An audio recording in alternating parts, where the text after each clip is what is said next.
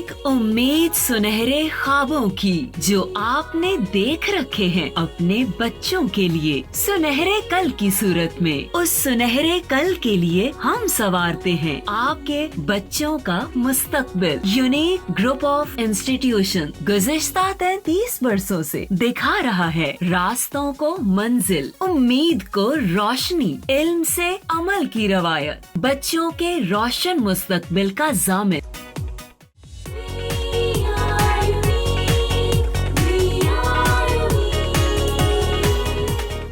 जी बिस्मिल्लाहिर्रहमानिर्रहीम। अस्सलाम वालेकुम प्यारे बच्चों, कैसे हैं आप लोग।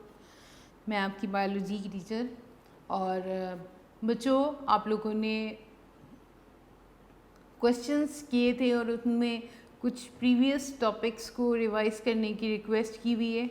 और मुझे लगता है कि ये टॉपिक जो बहुत इम्पॉर्टेंट भी हो सकते हैं, हो सकता है कि आने वाले टाइम में आपको इनसे फ़ायदा हो, तो मैं चाहूँगी कि मैं अपने बच्चों को ज़रूर रिवाइज करवाऊँ, ताकि उनकी अगर उनमें इन टॉपिक्स में इनको कोई डेफिशिएंसी महसूस होती या स्किप हो गए हैं तो हम साथ साथ उनको भी स्टडी करते जाएं।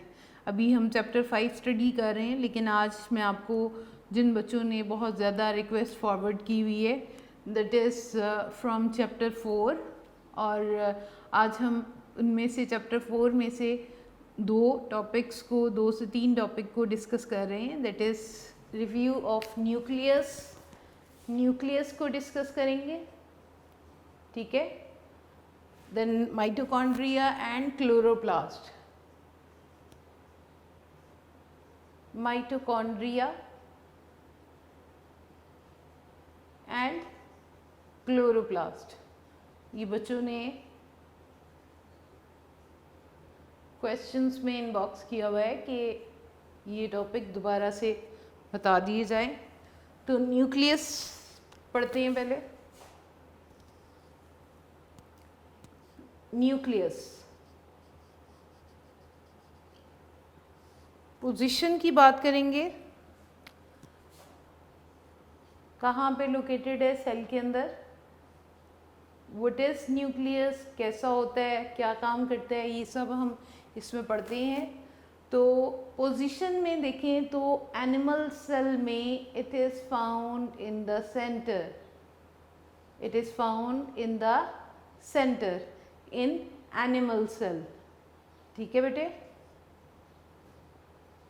इन animal cell it is in the center, while in plant cell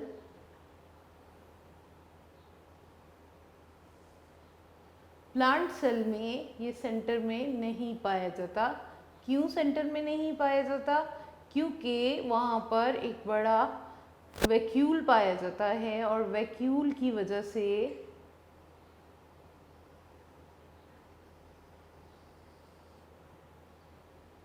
एक बड़े वैक्यूल की वजह से न्यूक्लियस जो होता है साइड पे पाया जाता है। This one is nucleus and this is the vacuole in plant cell, ठीक है। दोनों की पोजीशंस डिफरेंट होती है, न्यूक्लियस कि इन एनिमल सेल और प्लांट सेल में। एनिमल सेल में ये बिल्कुल सेंटर में पाया जाता है, जबकि प्लांट सेल में ये पाया जाता है साइड पर। किस वजह से? एक बड़े वैक्यूल की वजह से। अब हम इसकी स्ट्रक्चर की बात करते हैं पोजीशन के बाद।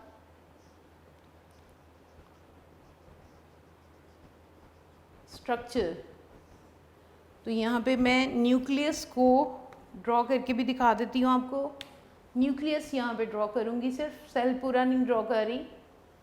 If this is the nucleus और उसका ये रीजन जो है, ये उसका इंटरनल रीजन दिखाया जा रहा है,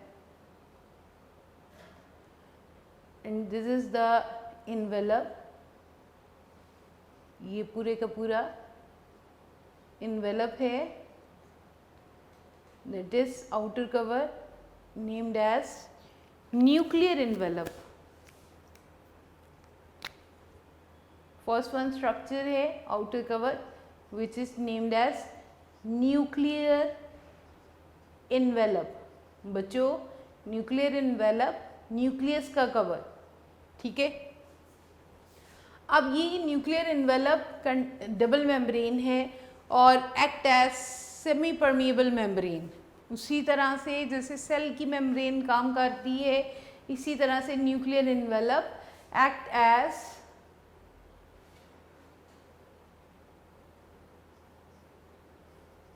semi permeable barrier, semi permeable membrane.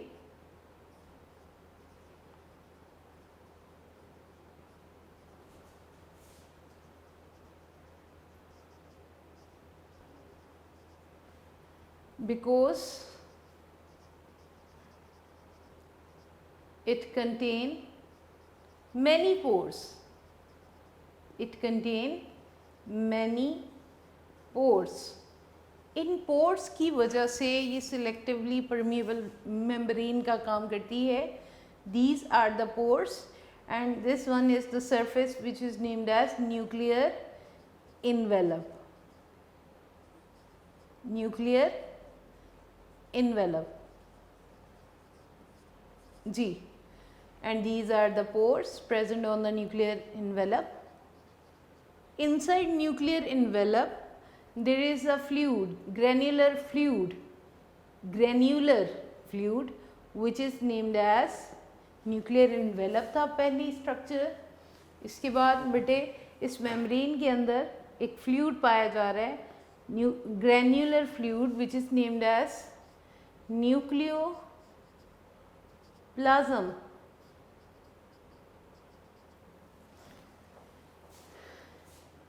Nucleoplasm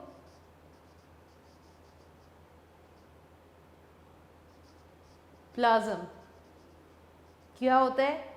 is a granular fluid. एक फ्लूइड है, ग्रेन्यूल्स जिसके अंदर पाए जाते हैं, ग्रेन्यूलर फ्लूइड। बच्चों, ग्रेन्यूलर फ्लूइड मीन ऐसा फ्लूइड जो ट्रांसपेरेंट नहीं है, जिसके अंदर कुछ ऐसी चीज़ें पाई जा रही हैं ग्रेन्यूल्स की सूरत में जो डिज़ोल्व नहीं हुई हैं। Nucleoplasm is a granular fluid inside the nuclear envelope, और इसके अंदर ही कुछ खास और स्ट्रक्चर्स भी पाई जाती हैं। न्यूक्लियोप्लाज्म के अंदर दो बहुत ही अहम स्ट्रक्चर्स पाई जाती हैं। दिस वन, ये दो होती हैं। Inside nucleoplasm is a granular fluid contain nucleolus। इसी के अंदर न्यूक्लियोप्लाज्म के अंदर दो चीज़ें पाई जाती हैं, nucleolus and chromosomes. Chromosomes, nucleolus and chromosomes कहाँ पे पाए जाते हैं? न्यूक्लियोप्लाज्म के अंदर। अब देखते हैं न्यूक्लियोलस क्या है। ठीक है, न्यूक्लियोप्लाज्म के अंदर सब स्ट्रक्चर्स पाई जा रही हैं। This one is named as nucleolus. Nucleolus, अब देखते हैं बेटे न्यूक्लियोलस क्या है और क्या काम करते हैं। न्यूक्लियोलस, न्यूक्लियस के अंदर न्यूक्लियोप्लाज्म, और न्यूक्लियोप्लाज्म के अंदर ये स्ट्रक्चर पाई जाती है न्यूक्लियोलस। ठीक है, इन nucleoplasm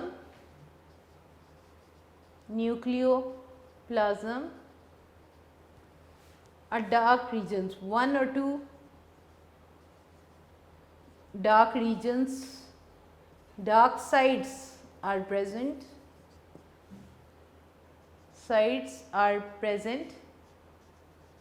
which are named as nucleolus। ये क्या काम करते हैं? ये स्पेसिफिक है for the construction of ribosomes. कैसे राइबोसोम्स को बनाते हैं? ये ख़ास किस्म के राइबोसोम्स को आरएनएस को बनाते हैं, प्रोड्यूस करते हैं, which are named as ribosomal RNA. उनको बनाकर उनको जोड़ते हैं और जोड़ने से ये राइबोसोम्स बनाते हैं। इन न्यूक्लियोप्लाज्म 1 और 2 dark sites are present which are named as known as nucleoli या न्यूक्लियोलस।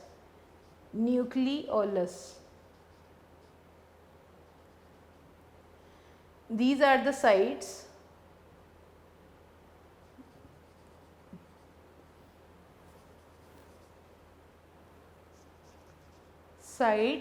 ये वो जगह हैं for the synthesis of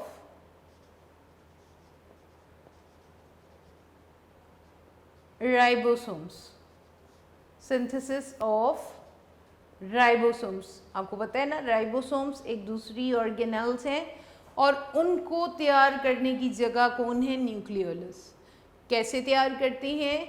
ये आरएनए प्रोड्यूस करते हैं, RNA produce and assemble,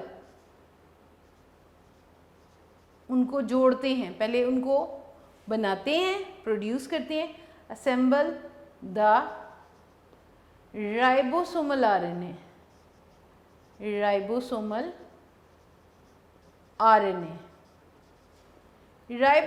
RNA को बनाकर उनको जोड़ के उससे राइबोसोम्स बना देते हैं। ठीक है, ये फंक्शन है न्यूक्लियोलस का। आपसे शॉर्ट में ये भी पूछा जा सकता है व्हाट इज न्यूक्लियोलस, तो आप बताएंगे कि न्यूक्लियोप्लाज्म में 1 और 2 डार्क साइट्स होती हैं which are named as nucleoli और न्यूक्लियोलस, सिंगुलर न्यूक्लियोलस है। These are the sites for the synthesis of ribosomes. ये वो जगह हैं जहाँ पे राइबोसोम्स तैयार होते हैं। और produce and assemble the ribosomal RNA, पहले राइबोसोमल आरएनए को प्रोड्यूस करेंगे, फिर उनको जोड़ेंगे और उससे राइबोसोम्स को तैयार करेंगे। इसके बाद बेटे हमने बात की है क्रोमोसोम्स की। तो यहाँ पर जब सेल डिवाइड नहीं हो रहा होता तो इस वक्त यहाँ पे ये जो क्रोमोसोम्स हैं एक ख़ास फॉर्म में पाए जाते हैं इस तरह से। This is named as chromatin, क्योंकि हमने अभी बात की है कि न्यूक्लियोप्लाज्म के अंदर 2 चीज़ें पाई जा रही हैं। First one is nucleolus and the second one is chromosomes. तो दिस वन इज़ क्रोमेटीन। अब क्रोमोसोम्स क्या है और क्रोमेटीन क्या है, हम चैप्टर 5 में भी स्टडी कर रहे हैं और बार बार हम देख रहे हैं। तो न्यूक्लियस में यहाँ पे क्रोमेटीन दिखाया जा रहा है बच्चों। क्रोमोसोम्स यहाँ पे इस तरह से पाए जाते हैं। ठीक है, क्रोमोसोम्स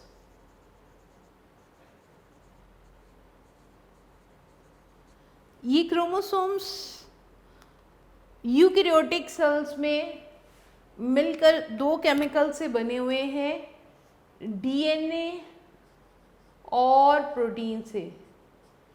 डीएनए और प्रोटीन से मिलकर बने हैं। केमिकली ये क्रोमेटीन और क्रोमोसोम्स एक ही चीज़ है। क्रोमोसोम्स जो हैं ये बच्चों अपीयर होते हैं इन डिवाइडिंग फेज, जब डिवाइड हो रहा होता है सेल, इन डिवाइडिंग फेज। ठीक है, और जब सेल नॉन डिवाइडिंग फेज में होता है तो यही chromosomes loose thread like form में होते हैं in non dividing phase. In non dividing phase these chromosomes occur in the form of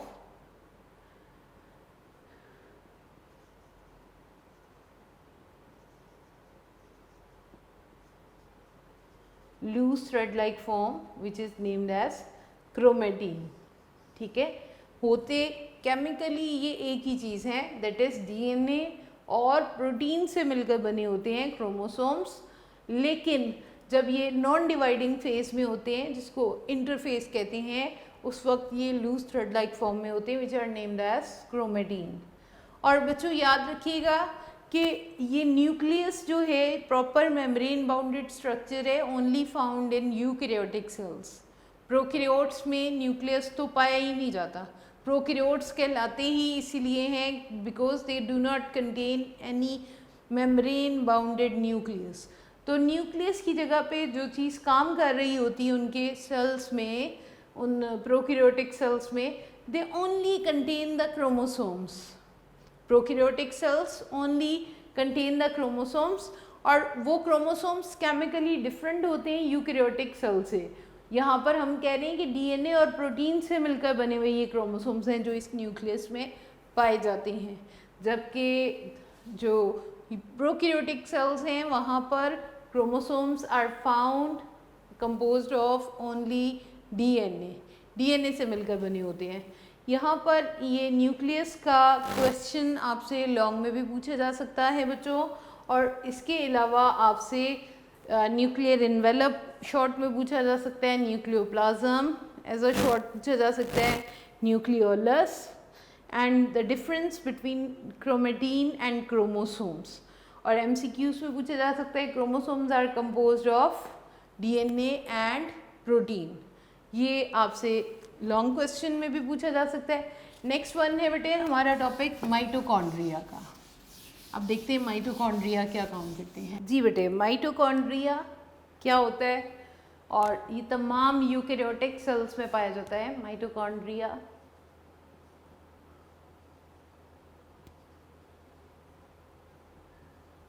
are double membrane bounded structure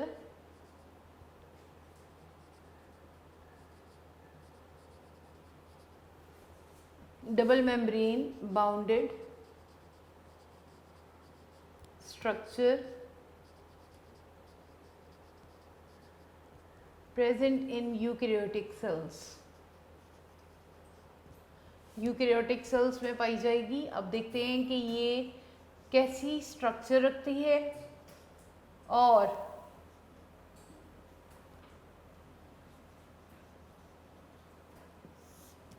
eukaryotic cells में इनका कैसा फंक्शन होता है।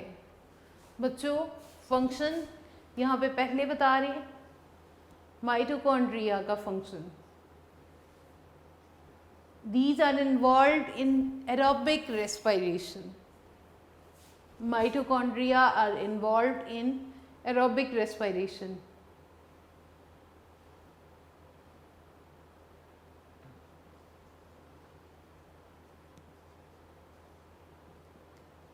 Involved in aerobic respiration. Aerobic respiration क्या है? रेस्पिरेशन बेसिकली ग्लूकोज को break करके energy हासिल करने का प्रोसेस है, और जब ग्लूकोज को ब्रेक किया जाता है दो तरह से, one is named as aerobic respiration and the second one is named as anaerobic respiration. Aerobic respiration occurs in the presence of oxygen, while anaerobic respiration occurs in the absence of oxygen. Oxygen की absence में anaerobic respiration होती है। अब mitochondria कहाँ पे हिस्सा ले रहे हैं? एरोबिक रेस्पिरेशन में। रेस्पिरेशन एक ऐसा प्रोसेस है जिसके अंदर क्या होता है, ग्लूकोज की ब्रेकडाउन होती है और एनर्जी प्रोड्यूस होती है। तो क्योंकि माइटोकॉन्ड्रिया एरोबिक रेस्पिरेशन करती हैं, सो दे प्रोड्यूस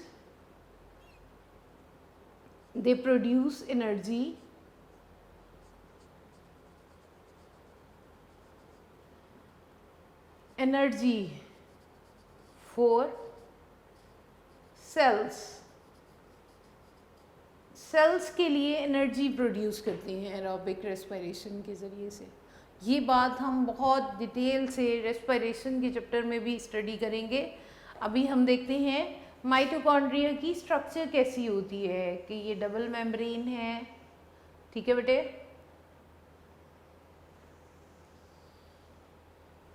और डबल मेम्ब्रेन, आउटर मेम्ब्रेन तो स्मूथ है, बट इनर मेम्ब्रेन अगर आप देखें तो बहुत सारी इनफोल्डिंग्स बनाए हुए हैं। इनफोल्डिंग्स अंदर की तरफ foldings, in this way.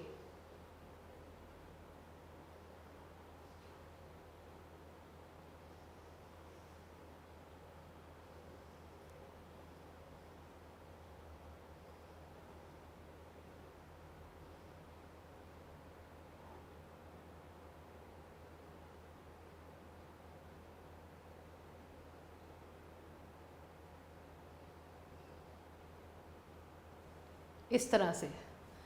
This is the outer membrane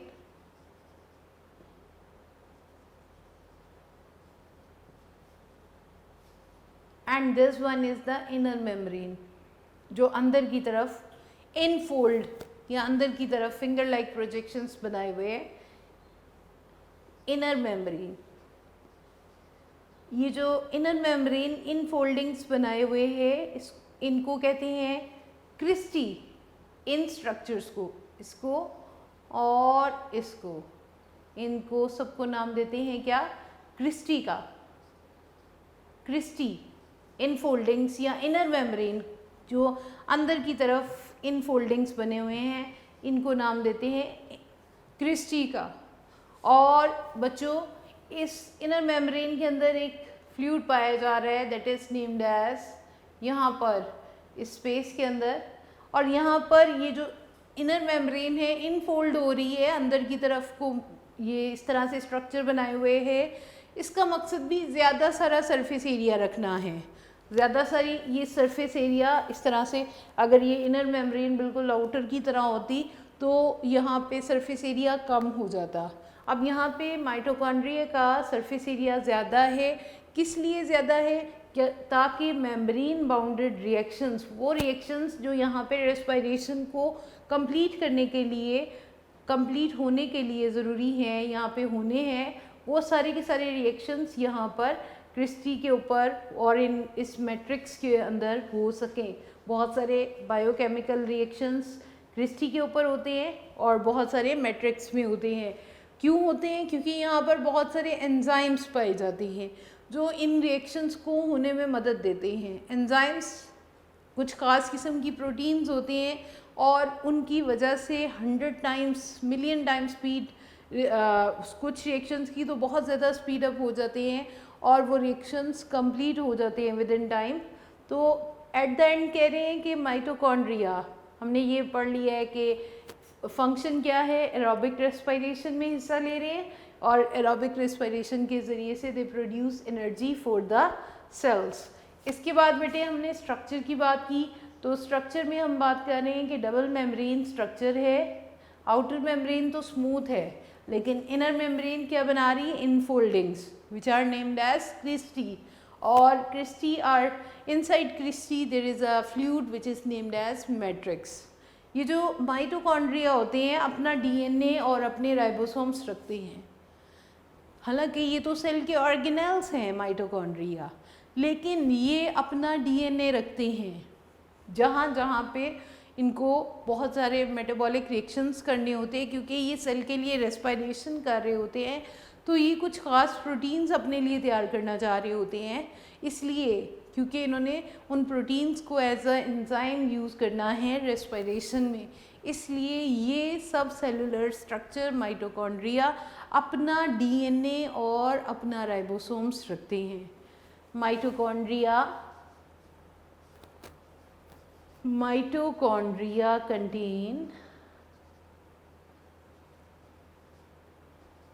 contain its own DNA, अपना डीएनए रखता है और अपनी ही राइबोसोम्स रखता है। Ribosomes for the synthesis of protein. बच्चों, ये अपना राइबोसोम्स और अपना डीएनए रखते हैं। अगरचे ये डीएनए बहुत छोटा होता है, क्योंकि ये देखिए ना, सेल के अंदर ऑर्गेनल्स हैं, सब सेलुलर स्ट्रक्चर्स हैं, और उनका डीएनए प्रोकैरियोटिक सेल्स के डीएनए जैसा होता है, छोटा होता है, लेकिन ये मेटाबॉलिक रिएक्शंस के लिए इनकी डिमांड होती है, इसलिए ये अपना डीएनए रखते हैं। This is all about mitochondria. Now the next one is chloroplast. जी बच्चों, प्लास्टिड्स। प्लास्टिड्स वो सब सेलुलर स्ट्रक्चर्स हैं जो पाई जाती हैं found in green plants, only in green plants. Green plants में पाए जाते हैं and photosynthetic protist. Photosynthetic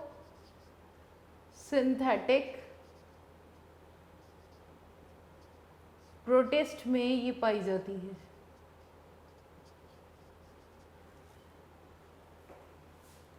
animal cells में और यूनिसेलुलर ऑर्गेनिजम्स जो फोटोसिंथेसिस नहीं करते हैं उनमें ये नहीं पाए जाते हैं plastids. Double membrane bounded structures हैं और ये 3 तरह के होते हैं। Plastids are of 3 types.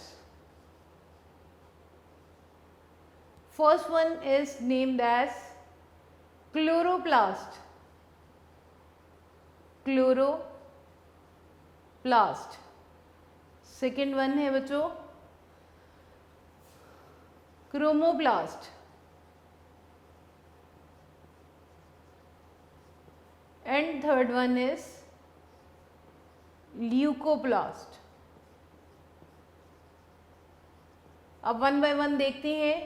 Chloroplast, chromoplast and leucoplast ये कहाँ पे पाए जाते हैं और क्या फंक्शन परफॉर्म करते हैं। फर्स्ट वन टाइप हम देखते हैं सबसे पहले क्लोरोप्लास्ट को।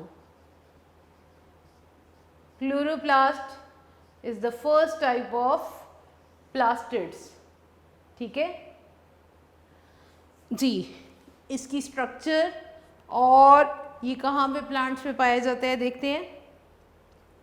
It is also double membrane bounded structure chloroplast like mitochondria.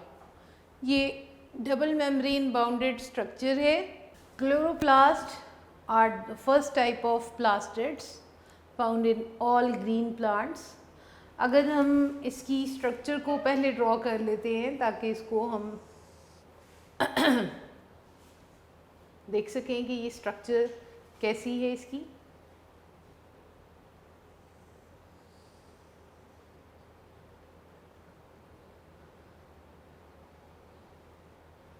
It is also double membrane bounded structure.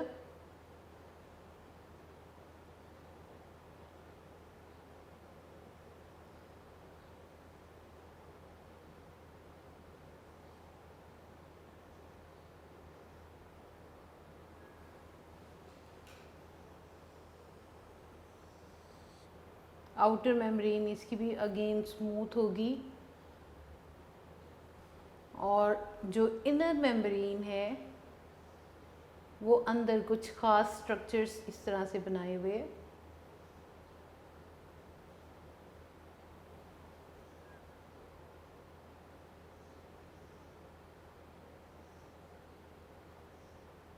ये स्ट्रक्चर्स क्या कहलाती हैं और बहुत ही इम्पॉर्टेंट फंक्शन परफॉर्म करती हैं यहाँ पे।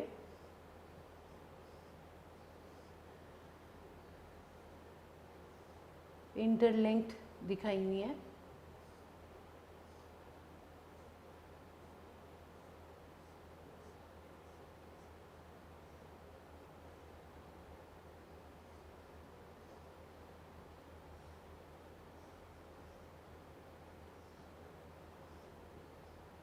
जी अब देखते हैं कि ये क्या है बच्चों। आउटर मेम्ब्रेन इज स्मूथ,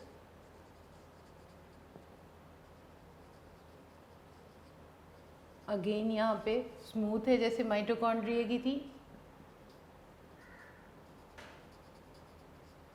जबकि इनर मेम्ब्रेन जो है वो यहाँ पर कुछ खास सैक्स बनाए हुए, थैलियाँ बनाए हुए।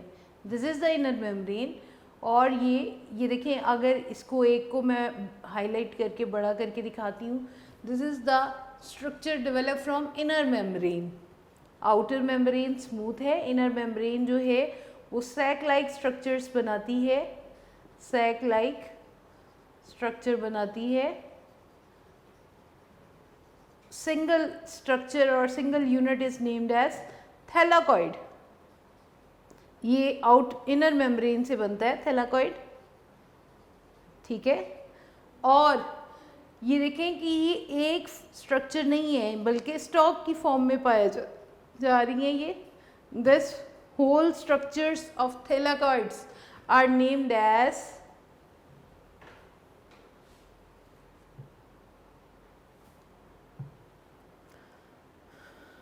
ग्रेनम,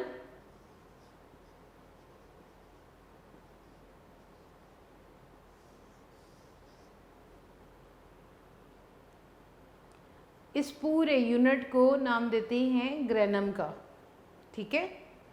आउटर मेम्ब्रेन इसकी स्मूथ है और इनर मेम्ब्रेन जो है वो कुछ सैक लाइक स्ट्रक्चर्स देती हैं इनर मेम्ब्रेन,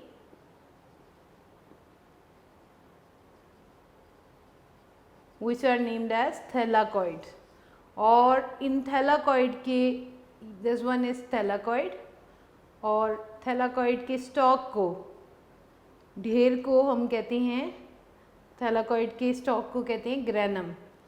और ग्रेनम जो है, ग्रेनम के अंदर, ये थैलाकॉइड के अंदर आपको ये स्पेस नज़र आ रही है, यहाँ पर भी एक फ्लूइड पाया जाता है which is named as stroma. Stroma fluid, एक फ्लूइड है, a fluid present inside chloroplast. ठीक है बेटे, ये फ्लूइड, ये जो थैलाकॉइड्स होती है इनके अंदर एक ग्रीन पिगमेंट पाया जाता है, थैलाकॉइड्स के अंदर ग्रीन पिगमेंट पाया जाता है खास किस्म का, which is named as chlorophyll. Chlorophyll पाया जाता है, ग्रीन पिगमेंट्स है और कुछ खास दूसरे और भी पिगमेंट्स होते हैं। ये काम क्या करेंगे? This chlorophyll have the ability to absorb sunlight, sunlight को एब्जॉर्ब करेंगे, और यही वो जगह है, थैलाकॉइड्स जो कि क्लोरोफिल रखे हुए हैं, यही वो जगह है जहाँ पर plants perform the process of photosynthesis and make the glucose. Cells के अंदर जहाँ जहाँ पर प्लांट सेल्स में, उन तमाम सेल्स में जहाँ पे क्लोरोप्लास्ट पाया जाता होगा वहाँ पर फोटोसिंथेसिस ज़रूर होती है। ठीक है बेटे, डबल मेम्ब्रेन बाउंडेड स्ट्रक्चर है, आउटर मेम्ब्रेन स्मूथ होती है, इनर मेम्ब्रेन जो है सैक्स लाइक स्ट्रक्चर बनाती है which is named as thylakoid. Sac कहते हैं एक थैली को, ठीक है, बैग लाइक स्ट्रक्चर है thylakoid, and the stock of thylakoids are named as granum. और इस ग्रेनम के अंदर एक फ्लूइड होता है, थैलाकॉइड्स की सराउंडिंग में फ्लूइड होता है which is named as stroma. इन्हीं थैलाकॉइड्स के अंदर ग्रीन पिगमेंट, क्लोरोफिल और कुछ खास दूसरे पिगमेंट्स पाए जाते हैं। उनको, ग्रीन पिगमेंट को नाम दिया जाता है क्लोरोफिल का, और ये सनलाइट को एब्जॉर्ब करते हैं और फोटोसिंथेसिस के प्रोसेस को कंप्लीट करते हैं। ये तो फर्स्ट टाइप थी chloroplast. Now the second type is chromoplast. अब देखते हैं क्रोमोप्लास्ट कहाँ पे पाए जाते हैं और क्या काम करते हैं। क्रोमोप्लास्ट अगर पूछ लिए जाए what are chromoplast as a short, तो आप बताएंगे सेकेंड टाइप ऑफ प्लास्टिड्स है ये बच्चों। Second type of plastids is named as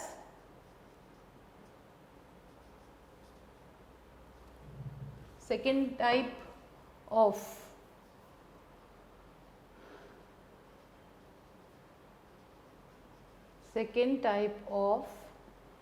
plastids is chromoplast।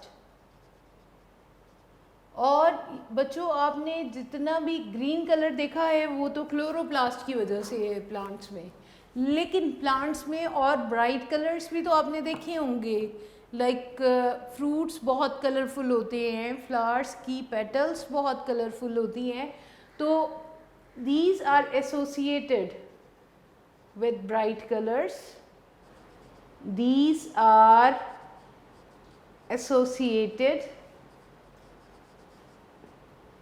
with bright colors,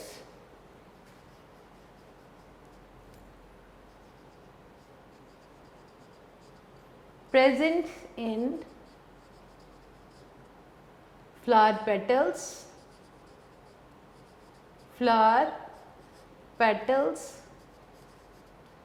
and fruits। जितने भी ब्राइट कलर्स हैं लाइक ऑरेंज, मैंगो या रोज़ की पेटल्स का रेड कलर है, जितने भी ब्राइट कलर्स हैं, these are due to chromoplast. अब ये ब्राइट कलर्स देने का मकसद क्या है, या क्रोमोप्लास्ट ब्राइट कलर्स क्यों रखते हैं? To attract the insects for pollination in flowers, pollination का काम करवाते हैं। और दूसरी तरफ फ्रूट्स में ब्राइट कलर रखने का क्या फ़ायदा होता है? फ्रूट्स को जितने लोग अट्रैक्ट होंगे ड्यू टू देयर टेस्ट और ड्यू टू देयर कलर, तो वो उतने ही ज़्यादा दूर दूर तक लोग उसको लेके जाएंगे और उसके सीड्स दूसरे कंट्रीज़ में भी ग्रो करेंगे। This is the dispersal of fruit, this is the dispersal of fruit. तो इस तरह से ब्राइट कलर्स यानी क्रोमोप्लास्ट की वजह से प्लांट्स के जो फ्रूट्स हैं और फ्लावर्स जो हैं उनको पोलिनेशन में और डिस्पर्सल ऑफ फ्रूट्स में हेल्प मिलती है। बच्चों, थर्ड टाइप है leucoplast.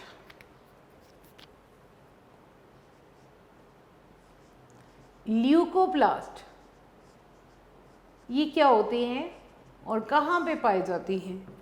These are the third type of plastids. Third type of plastids हैं।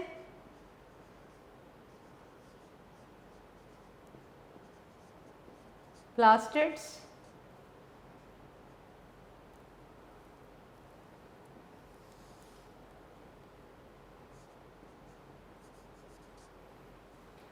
दीज आर कलरलेस, इनका कोई रंग नहीं होता। आपने देखा है chloroplast are green in colour, chloroplast green colours के थे, जबकि क्रोमोप्लास्ट ब्राइट कलर्स में अदर देन ग्रीन पाए जाती हैं। और जबकि ल्यूकोप्लास्ट जो है ये थर्ड टाइप ऑफ प्लास्टिड्स हैं, कलरलेस होती हैं, फाउंड इन कहाँ पे पाए जाएंगे? Those parts of plants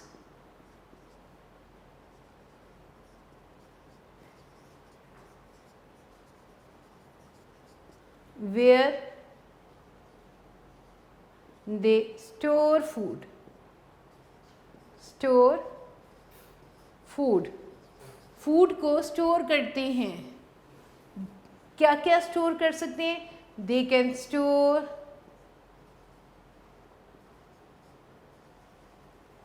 protein,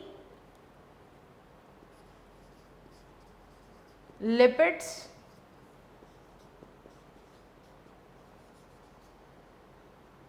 and starch.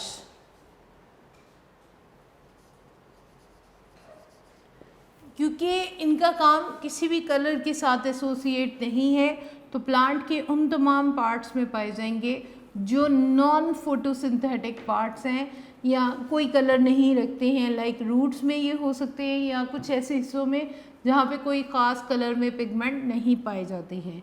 तो वहाँ पे इनका काम फूड को, जो भी प्लांट के पास स्टोरेज फॉर्म में है, उसको स्टोर करना है, एक्स्ट्रा फूड को। They can store lipid, starch and proteins.